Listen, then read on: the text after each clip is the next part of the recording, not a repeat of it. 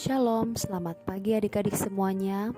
Jumpa lagi dengan Kak Trias dalam Do Re Mi, Doa dan Renungan Misioner, edisi Rabu 8 Juni 2022. Hari ini kita akan kembali membaca dan merenungkan Sabda Tuhan yang akan diambil dari Injil Matius. Namun sebelumnya kita akan berdoa.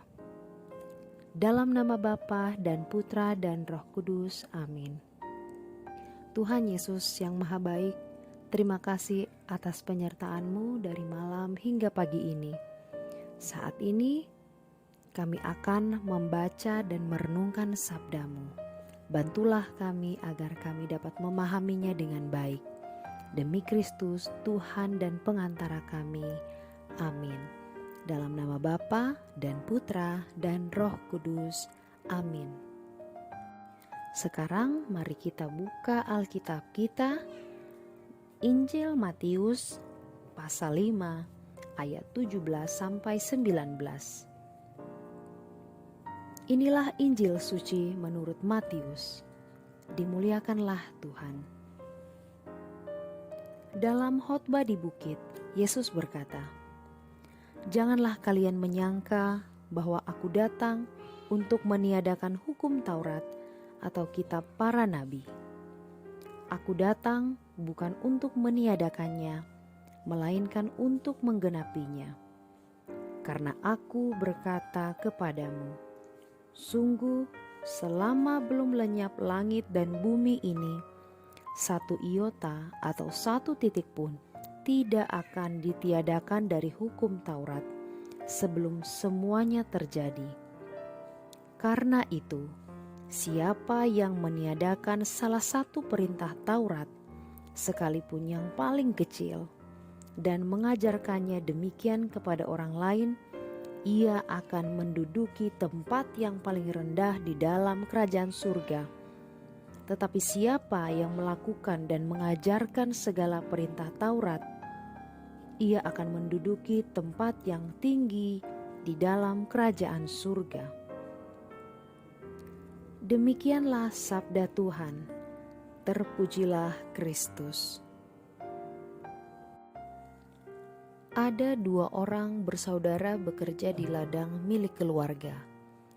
Yang pertama sudah menikah dan memiliki beberapa anak. Sedangkan yang kedua memilih hidup tidak menikah.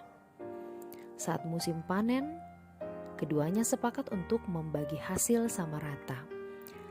Tetapi pada malam harinya, saudaranya yang tidak menikah berpikir, "Kurasa tidak benar bahwa hasil dibagi sama rata.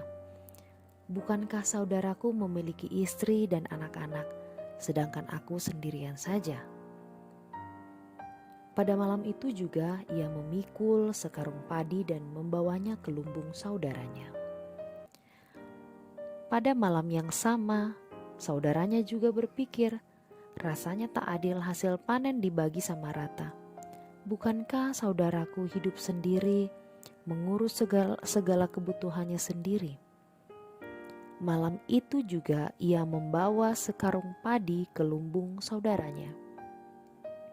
Hal itu mereka lakukan dari tahun ke tahun dan selalu bertanya-tanya dalam hati, mengapa lumbungnya tidak pernah berkekurangan. Suatu malam, pada saat yang sama mereka hendak membawa padi ke lumbung saudaranya. Mereka saling bertabrakan di jalan yang agak gelap. Saat itulah semua menjadi jelas bagi keduanya mengapa lumbung mereka tak pernah berkekurangan. Akhirnya mereka saling berpelukan dan menangis karena rasa haru. Hidup ini begitu keras. Demi kekayaan dan kesuksesan, tak jarang orang mengorbankan sesama bahkan saudaranya sendiri. Mereka sudah tidak lagi mengenal cinta kasih persaudaraan. Ajaran Tuhan mengenai kasih kepada Tuhan dan sesama sudah tidak mempan dalam hati mereka. Tuhan selalu mengajak kita untuk memahami, mengajarkan, dan melakukan hukum Taurat. Orang yang melakukan dengan benar niscaya akan bahagia di dalam kerajaan surga. Hidup dengan saling berbagi, tidak egois, mendahulukan kepentingan sesama dan ingin selalu membahagiakan sesama menjadi wujud pelaksanaan hukum Taurat. Sikap kedua orang bersaudara itu sungguh mulia. Hidup saling memberi, berbagi, selalu mendatangkan sukacita. Seperti teladan kedua bersaudara tadi. Berikut adalah kutipan dari Yohanes, "Berusahalah selalu mengingat kehidupan abadi. Ingatlah bahwa orang yang menganggap dirinya rendah, paling miskin, dan paling kecil dari semua akan menikmati tempat kediaman dan kemuliaan tertinggi di dalam Allah." Mari kita mulai melakukannya sejak sekarang. Baik adik-adik, kita akan mengakhiri permenungan kita hari ini dengan berdoa dengan doa anak misioner Indonesia. Dalam nama Bapa dan Putra dan Roh Kudus. Amin. Tuhan Yesus, Engkau diutus Bapa menjadi berkat bagi dunia, menjadi selamat bagi manusia. Utuslah kami anak-anak-Mu di Indonesia untuk menjadi sahabat yang kuat bagi yang lemah, sahabat yang rela berkorban bagi yang menderita payah, sahabat penghibur bagi yang sakit dan gelisah. Tuhan Yesus, kami pun ingin menjadi utusan-utusan kecil-Mu, teman setia bagi yang tersingkir terlantarkan, teman bicara bagi yang kesepian terlupakan, sobat yang gembira bagi yang sedih dan susah, sobat penuh penghargaan bagi yang tak dicintai. Tuhan Yesus, utuslah kami kini dengan bantuan Roh Kudus-Mu, menjadi garam dan ragi yang baik, menjadi terang dan obor yang cemerlang, membawa kegembiraan dan pengharapan. Tuhan Yesus, kuduskanlah badanku dan sucikanlah jiwaku. Kupersembahkan diriku padamu hari ini. Berkatilah semua anak dimanapun juga. Berkatilah semua orang yang kami jumpai, siapapun juga. Amin. Bapa kami yang ada di dalam surga, dimuliakanlah nama-Mu, datanglah kerajaan-Mu, jadilah kehendak-Mu di atas bumi seperti di dalam surga.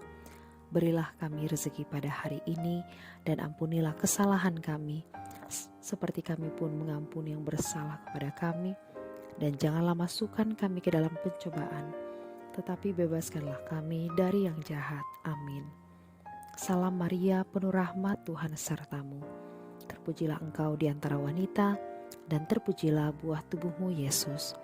Santa Maria, Bunda Allah, doakanlah kami yang berdosa ini, sekarang dan waktu kami mati. Amin.